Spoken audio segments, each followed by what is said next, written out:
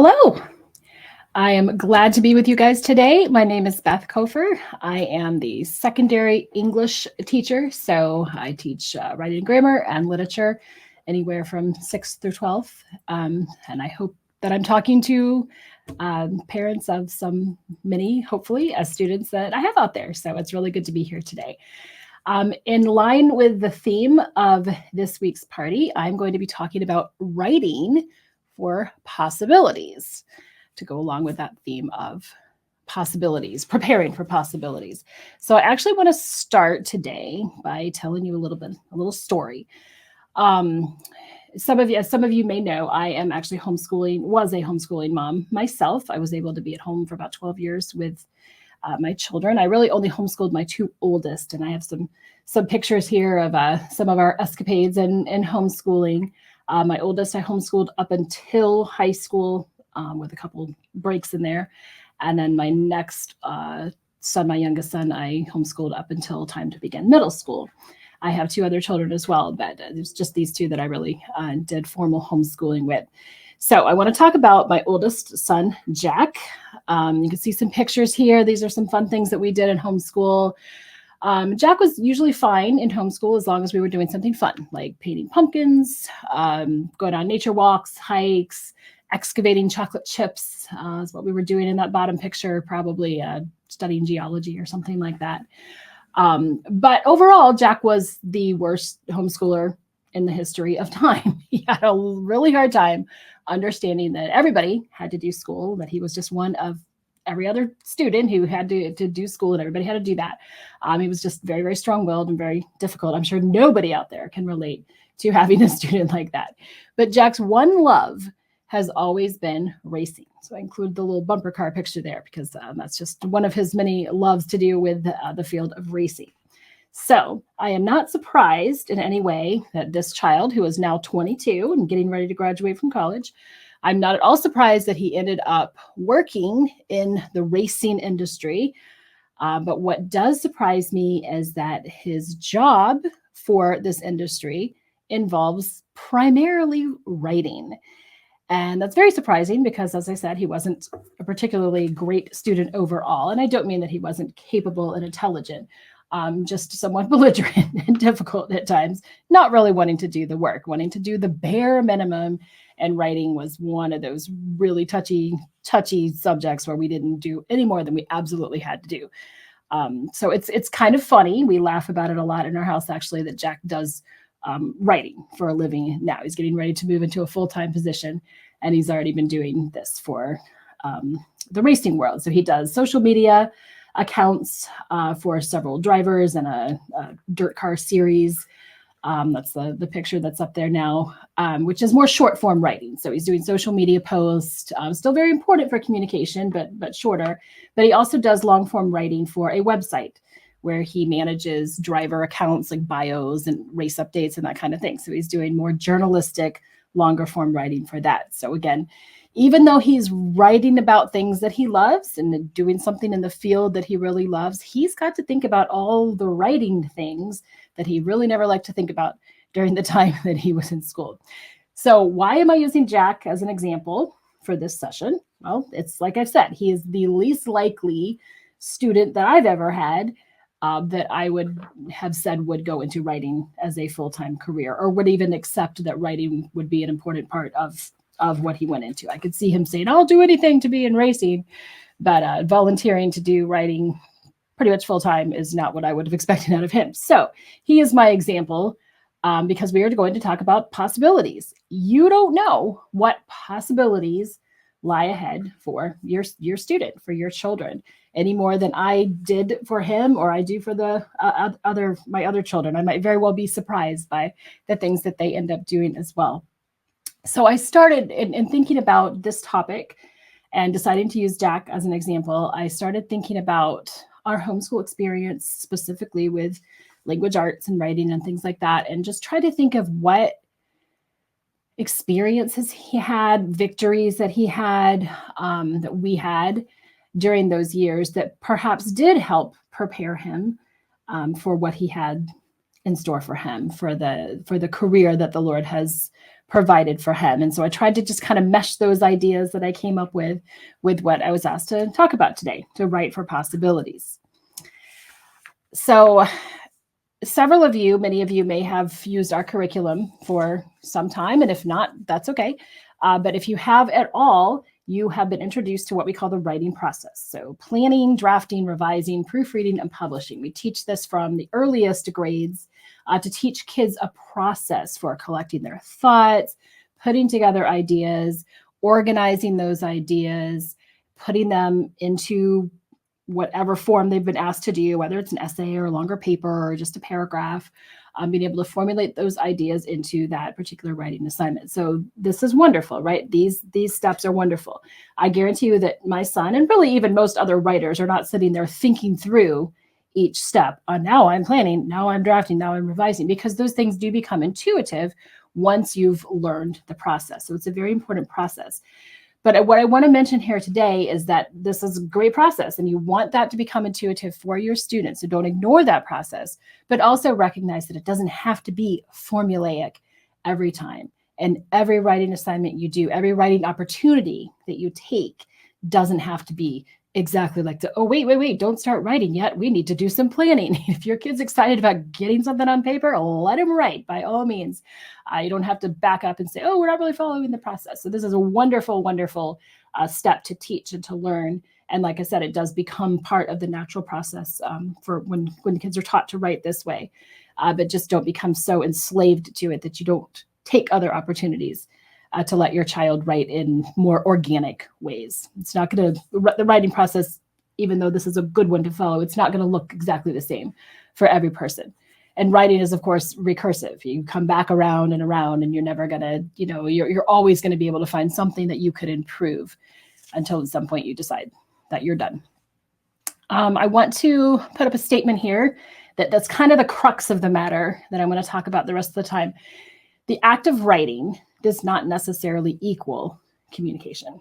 And I think that that's the biggest message that we can get across to our kids, is that they are communicators and that they should want to and need to communicate messages, whether it's in their writing for school, for their academic projects and assignments, whether it's in talking to their siblings or their parents or friends at church. They are communicating. Forcing a kid to sit down and write doesn't mean that they've communicated. And skipping an assignment now and then, or changing an assignment now and then, doesn't mean that you're messing up their ability to be communicators. So again, don't be so locked into, we have to do it the same way all the time, and focus on communication. And I think that's the most important thing we get across to the kids, is that we want you to communicate a message. That is why we study grammar even. We want to clearly communicate. We study rules of grammar so that we can clearly communicate. It's all about communication. How do we communicate? So like so many things, it's about balance. The balance in life is one of the most important things all of us can learn. I know I'm still learning it, but we can teach that to our kids even in the field of writing. It's about balance. And so what I want to talk through the rest of the time is possibilities, some possibilities for these possibilities that your students are going to come up with someday.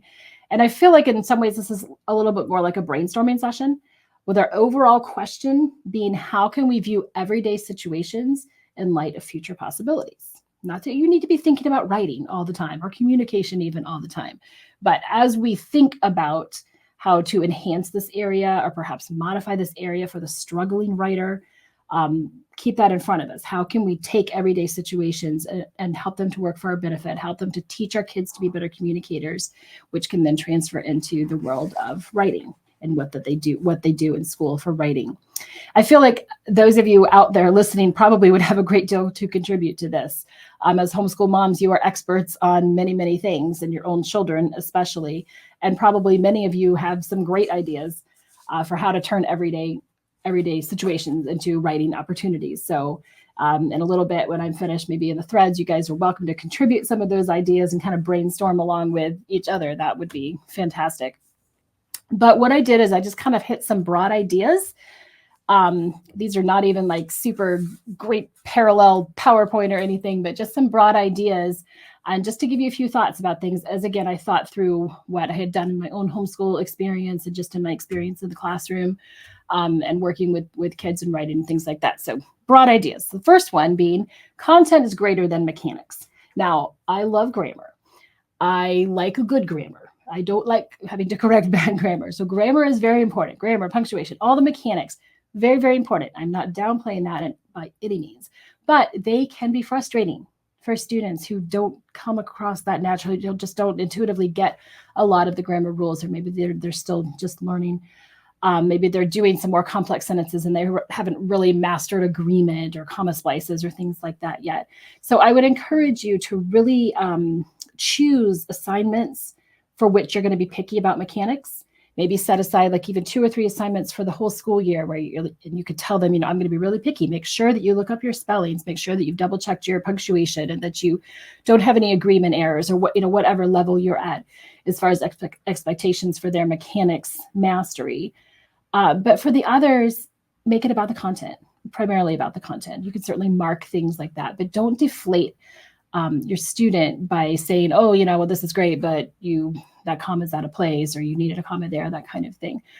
Just make the content more important, because the communication is the content. Yes, bad grammar, poor punctuation, all of those things can mar that communication. And maybe you could point that out, especially with punctuation. Your sentence says something different than what you wanted it to say because of your punctuation. Sure, you can point those things out, but make sure that if they have communicated a message, that they understand that you see what they've communicated and that content is greater overall than mechanics. There's a time and place for it, important time and place, but just don't go crazy being super picky with grammar and mechanics, except a few points where you've told them you're going to do that.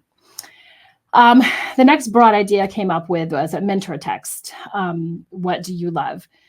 Mentor text we usually think of as texts that we read or our student reads that give them inspiration, give them examples. We include these in a lot of our writing and grammar books where they're supposed to read, maybe they're whatever concept that chapter is covering is reflected in that mentor text. So the reason I put this up here is because mentor texts are a great idea, but think about using what your child loves already as those mentor texts, the books you get from the library. If your kids are anything like mine, they go through phases. And they're going to read all about dump trucks at one point. And then, later on, it's going to just be all about snakes or, whatever. My kids have had some really interesting interest through the years. And it's been fun to check out all those different books and learn along with them. Use those. Okay. It doesn't have to be great literature for all of your mentor texts. Take, even a children's picture book. You can talk about, why is this engaging? Why do we laugh at this page? Why do you want to read this page over and over? Why is this chapter your favorite in this picture book or whatever? What is it that the author did? Talk about those vivid words, the descriptions that they used, the way they formulated their sentences, the way they did something surprising at the end. There's a book called Rhyming Dust Bunnies that my kids all just laughed at all the time. It's not a serious book. It's just a fun picture book. But, you could talk about the fact that the author did something different. He didn't rhyme that person's name, and that really stood out and made it funny. So what did the author do that was effective? So using something they already love or already are interested in as those mentor texts, I think can go a long way, because then I think those things click a little bit more if they've learned it from something that already has their interest. Sharing your story. Share your story is the next point that I have here, verbally and artistically. So what I mean by this is storytelling, right? All of us are natural storytellers. And most of us are the most effective in our communication when we're telling a story. You think about, you see a friend at church, let me tell you about what happened. This funny thing happened. Your kids do that too. We all do that. We're storytellers, and we're not thinking too much about the way we're structuring our sentences, and we're not thinking about the way we're delivering the story. We're just telling a story because we know it well and we have a message to communicate. So as those things come up in your everyday life, as you have stories to tell, just mention to your kid that you're communicating. This is a great way to communicate. And I put verbally and artistically to just reinforce the idea that your child can tell you a story. And that's going to tie in with something else here in just a minute. So I'll get back to that. But even artistically, don't be afraid to turn a writing assignment even into something that they can do verbally orally, a presentation, or just something informal, or artistically. There's all sorts of things, Canva, Prezi, all sorts of things you can use to make a presentation. Or maybe your child is an artist, draw a poster or something rather than write an essay about that literary work, that type of thing. So don't be afraid to look for opportunities like that for them to tell a story about something that they've read or something that they've learned. The next thing I put here is location. Where are we? And when I look back on my homeschool experience, some of the most fun times, the most memorable times we had were those days where it was like beautiful weather. I lived in northern Illinois when I homeschooled, where it's winter like 10 months of the year. So we loved those days when those first spring days, we get to go outside, go on a hike, go to the Arboretum, and just wonderful fun, great memories. Look at those as opportunities to write descriptions, to write persuasively. How would we convince somebody to go on this trip with us the next time? If there's a benchmark you're trying to reach in your writing, maybe turn that into an opportunity instead of sticking to that formal assignment necessarily every time. The next one I put was a role model. When do you write? You write probably more than you even realize. You write emails. Maybe you write updates, family newsletters, emails to, like maybe you're in charge of your church nursery or something like that. So you write emails, you have to communicate through that email. Let your child look on with you as you do those sort of things. And I know not everybody is involved in the things I mentioned, but all of you communicate in some way where you have to send a message to someone and you have a particular message you need to get across. Let your child see how you formulated that, how you made that concise. You didn't write, 3 paragraphs about the church nursery schedule. You just made it really concise so everybody would know exactly what was expected. So talk about how you effectively communicated in that everyday situation. Just an idea. A couple points here, a couple more points, and then I will be done. Dictation. Let them dictate to you. We still have we still laugh at my son because there was, again, not a writer, not a creative type, really. This is my oldest son. One day he was probably 6 or 7, and he just had a story, just had a story out of the blue. He wanted to tell a story, but he was not going to write it down. Not in a million years would he have sat down and written that story. He would have just gone back to playing Mario Kart or something. But he wanted me to write down the story. He wanted to tell me the story. So I wrote down the story, every word. It was all about Spider-Man and cartoon characters, and we love to laugh about it now. So it was all worth it because we still get to make fun of him. But, I'm so glad I took that opportunity. Yes, it was one time, like literally just that one time I can remember him doing anything like that. But it's a special memory. And it was a chance for him to get that creative process, to work through that, get that on paper without having to sit down and do it himself, because he would never have done it. And with our technology, we have speech to text and all those kind of things. There are apps that'll transcribe things that you say for you. So use those opportunities where you can, so that your student doesn't lose those ideas or just get frustrated in that. And then the last thing I put here was just to get help with critiquing writing. Many of you out there are involved in co-ops, or you just have families that or family members that that also homeschool, or maybe even they don't homeschool, but somebody who's good at writing. Look for bartering opportunities. I've helped quite a few homeschool friends. I had a friend in Illinois who would, even after I moved down south, would send me her daughter's papers so that I could write comments on them and send them back, because she just did not feel up to the task. And I was happy to do that for her. So most of you probably have a little village like that too, that you can reach out, do some bartering, offer what, if writing is not your thing, offer what is your thing. To that person, even if it's just, making them a meal or something. Hey, grade my kid's research paper and I'll bring you dinner. That sounds like a fair trade to me, right? So look for those opportunities, and it just helps to get a fresh ideas from other people as well. You're the one who reads your child's writing all the time. So have another set of eyes that can really be helpful as well. And I have enjoyed having a chance to talk to you today.